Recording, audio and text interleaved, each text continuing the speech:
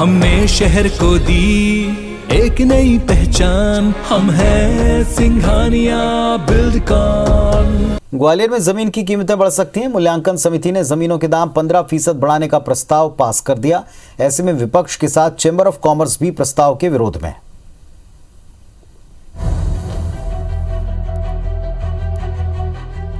ग्वालियर जिले के कई क्षेत्रों में अब जमीन खरीदना महंगा हो सकता है, क्योंकि मूल्यांकन समिति ने जमीन की कीमतों में औसतन 15% इजाफे के प्रस्ताव पर सहमति दे दी है। ये फैसला 7 साल से जमीन की कीमतों में बढ़ोतरी नहीं होने पर लिया गया है।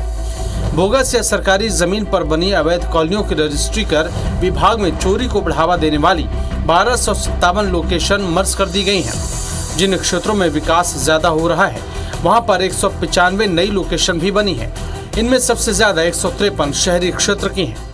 अभी हम लोगों ने 7 दिन के लिए किसी को कोई उस पे आपत्ति है या कोई पॉइंट है तो उसको आमंत्रित किया है।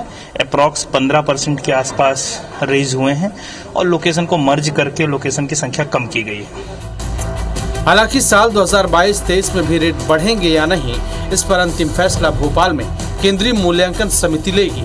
अब इस पर राजनीति भी शुरू हो गई है। वहीं चैम्बर ऑफ कॉमर्स सीएम को उस आदेश की याद दिला रहा है जिसमें उन्होंने कहा था कि ग्वालियर में जमीनों की कीमत बढ़ने नहीं देंगे।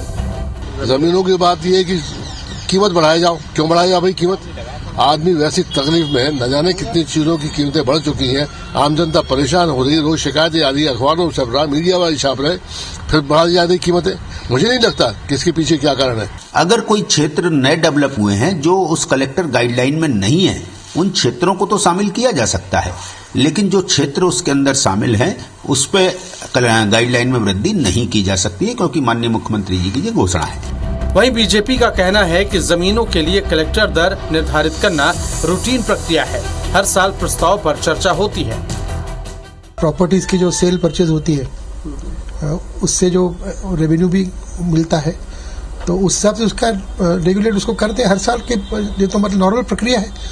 और जिस तरह प्राइस इंडेक्स बढ़ता है उस तरह वो भी कलेक्टर रेट भी बढ़ता है।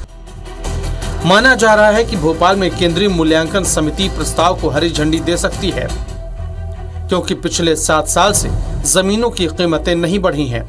ये बात अलग है कि प्रदेश के बाकी जिलों की तुलना में ग्वालियर में जमीनों की कीमत पहले से ही ज्यादा है। नासिर गौरी, IBC 24, ग्वालियर।